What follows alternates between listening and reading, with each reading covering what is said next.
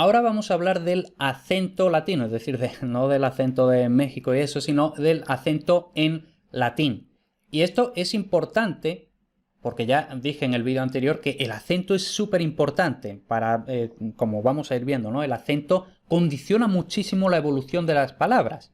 Y ahora, como hemos visto en el vídeo anterior, el acento depende en gran medida de la estructura silábica. Por eso, lo que hemos visto en el vídeo anterior es importante entenderlo antes de proseguir con esto. Primero, naturaleza del acento. Aquí normalmente se empieza a hablar de que si el acento en latín era de no sé qué, pero en el latín arcaico era musical, porque en indoeuropeo era musical, no sé qué, que luego cambió. Eso no importa, ¿vale? Eso es lo que digo aquí en el último punto de la diapositiva. No nos importa si el acento prehistórico fue musical ni cuándo cambió al de intensidad. Nada de eso nos importa, ¿vale? Entonces, en latín clásico, empezamos directamente ahí. En latín clásico, la posición del acento no es fonológica, es decir, no distingue palabras. Otra vez, ¿qué quiere decir esto? Por ejemplo, en español existen los tripletes de palabras llamadas tritónicas, es decir, que en principio la misma palabra, dependiendo de dónde esté el acento, cambia, ¿no? Entonces, por ejemplo, si yo digo límite, no es lo mismo que limite que limité, ¿vale? Entonces tenemos la misma palabra, pero con distinto acento, por tanto, distintos significados, ¿no? Límite es sustantivo, limite es subjuntivo, limité es pretérito perfecto simple. Eso en latín no funciona así, ¿vale? Entonces, en latín clásico la posición del acento no es fonológica, es decir, no distingue palabras.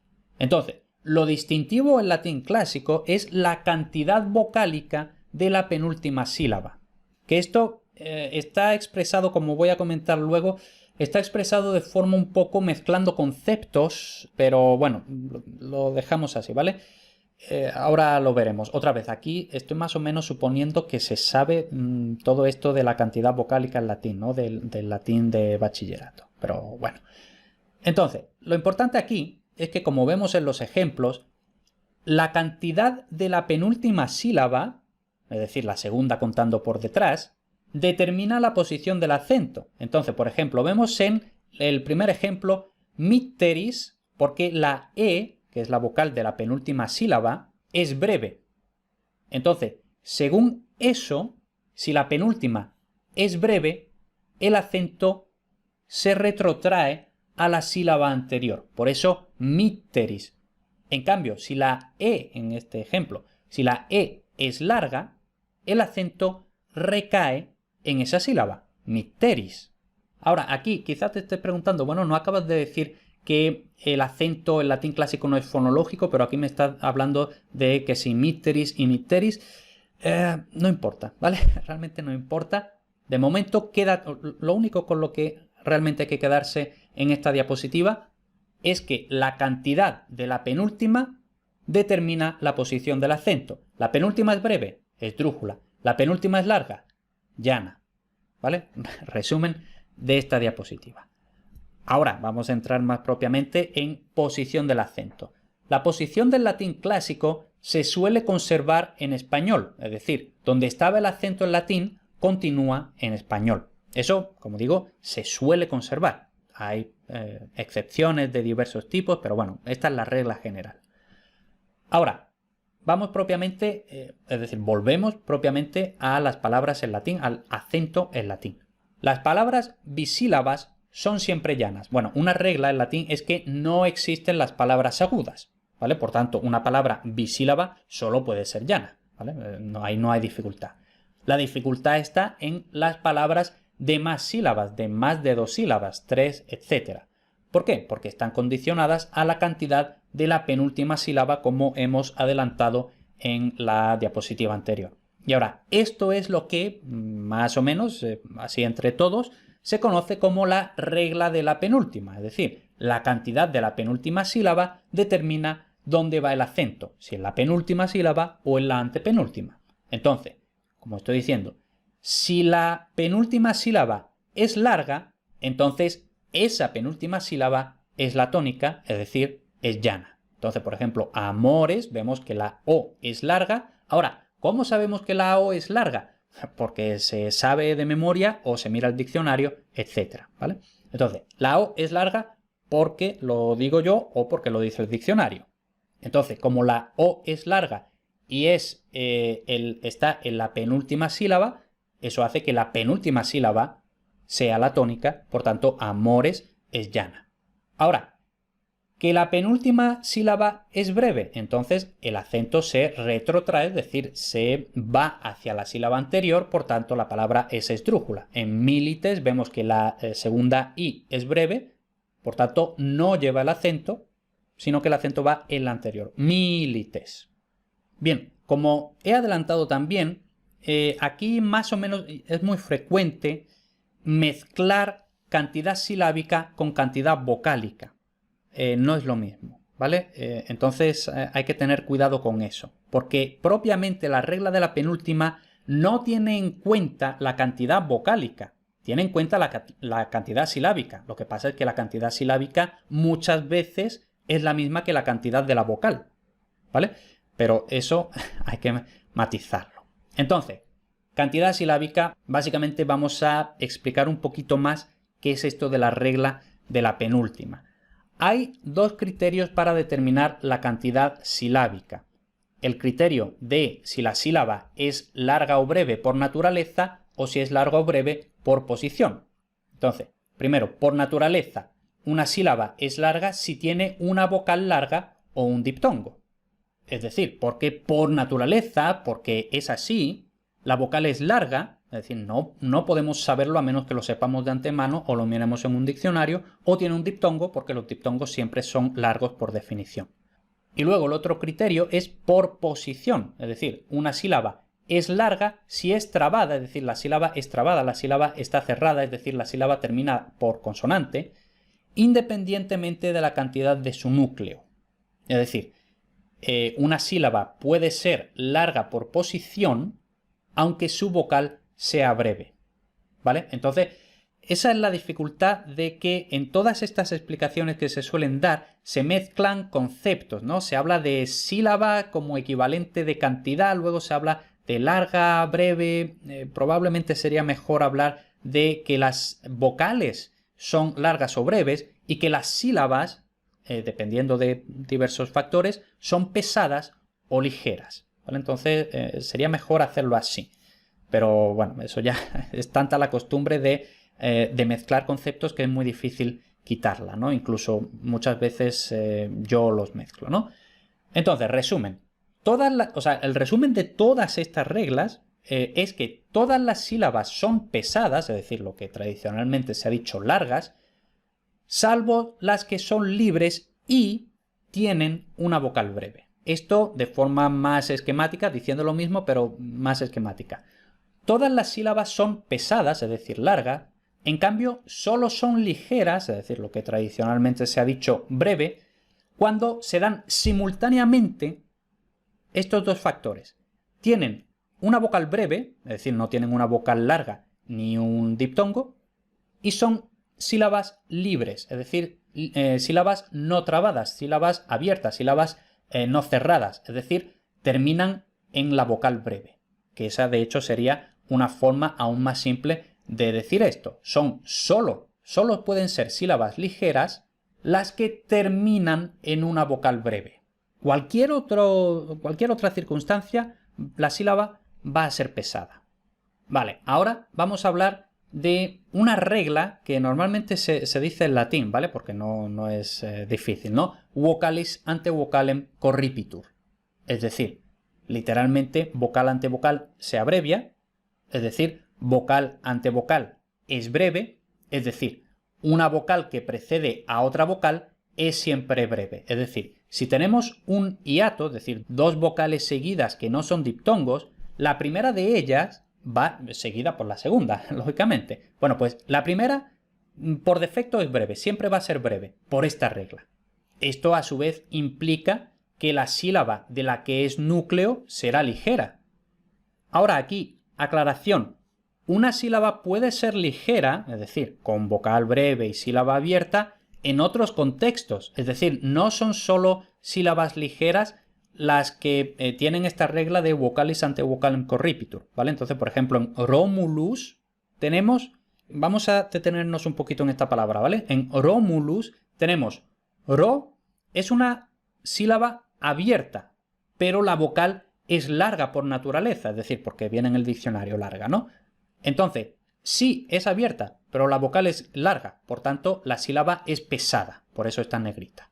Luego, luz, tenemos un poco lo contrario. Tenemos una vocal breve por naturaleza, porque lo dice así el diccionario, por tanto se da uno de los factores, pero luego está cerrada, es decir, porque termina en S, termina en consonante.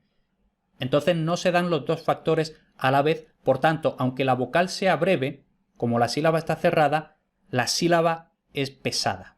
Y luego, mu sí que reúne los dos factores simultáneamente. Tiene una vocal breve por naturaleza y es una sílaba abierta, por tanto, la sílaba es ligera. Y como decía, esto demuestra también que puede haber sílabas ligeras en contextos diferentes a vocalis ante vocalem corripitur. Lo importante es eso. Solo son sílabas ligeras las que simultáneamente son sílabas abiertas y tienen una vocal breve. Es decir, son sílabas ligeras las que terminan en vocal breve. Todas las demás serán sílabas pesadas. Por cierto, aquí, los que ya más o menos os sepáis esto, estaréis pensando, este tío se repite muchísimo, pero bueno, hay que repetir muchísimo para que se queden las cosas, especialmente para los que no saben tanto, ¿vale?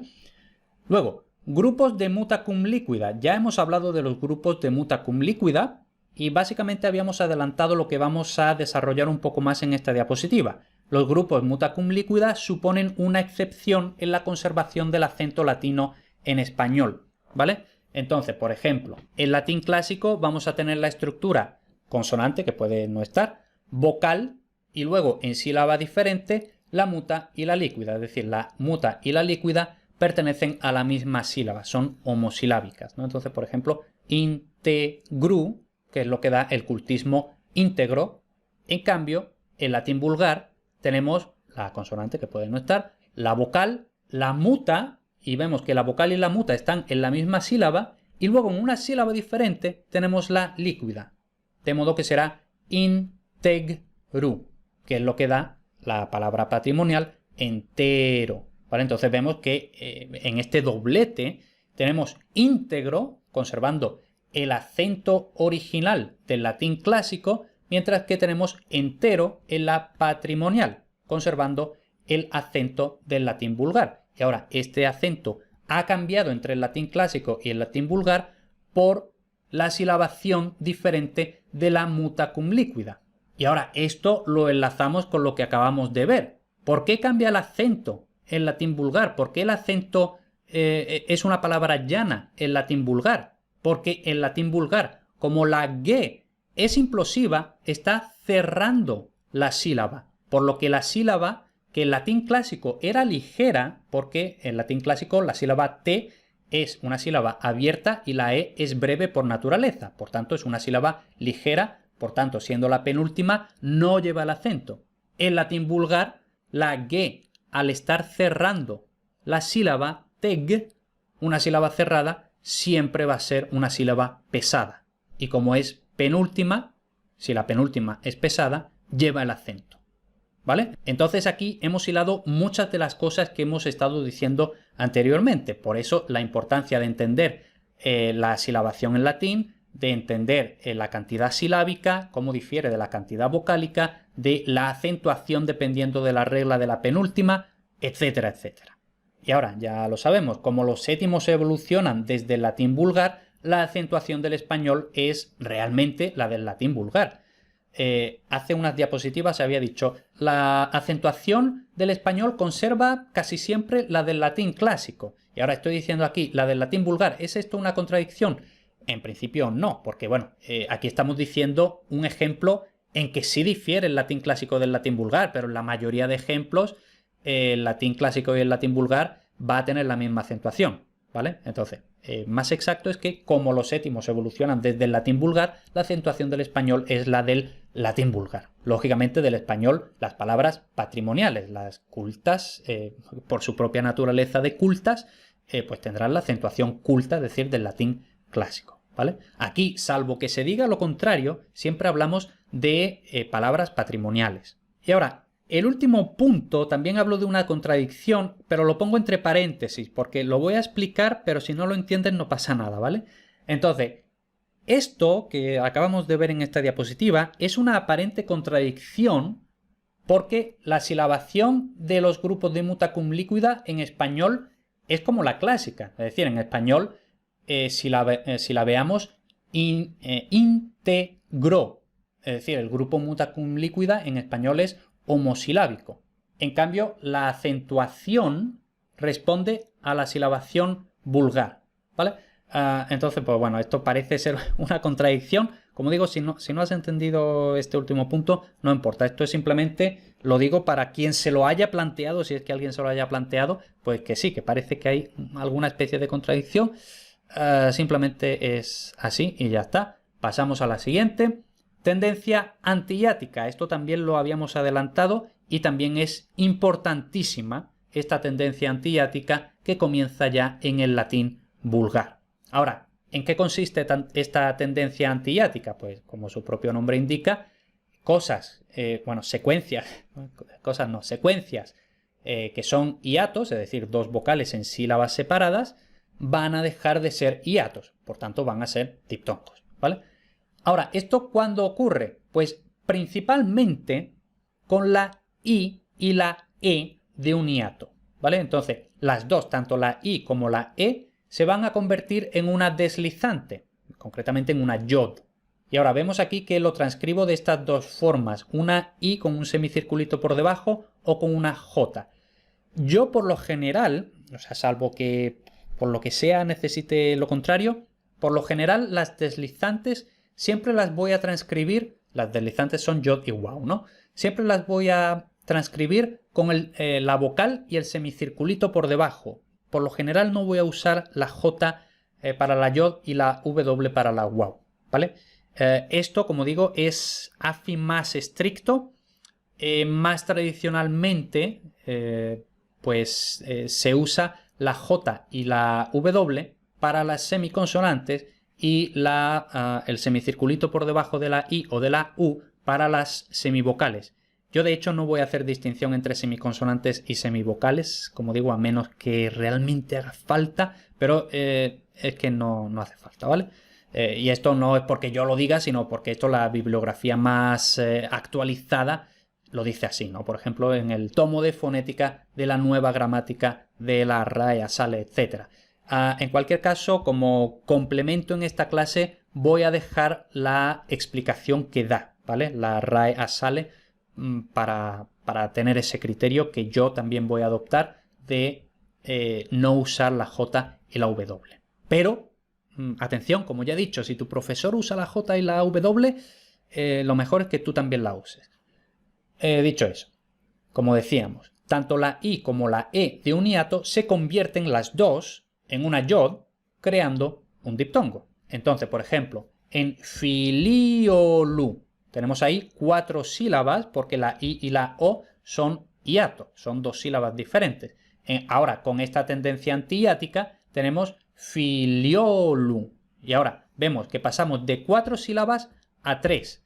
Y ahora, lo que antes era un hiato es un diptongo y vemos que también hay un cambio de acento, porque antes el acento estaba en el elemento I, ahora está en el elemento O. Eso, como también he dicho, también ocurre cuando la vocal es una E, no solo pasa con la I, entonces la E también se transforma en yod. Entonces de ordeolu vamos a tener ordiolu. Y ya más ejemplos, pues muliere, muliere y de pariete, pariete. Entonces, como ya hemos visto, como consecuencia de esta tendencia antihiática hay un cambio de estructura silábica y puede haber un desplazamiento acentual.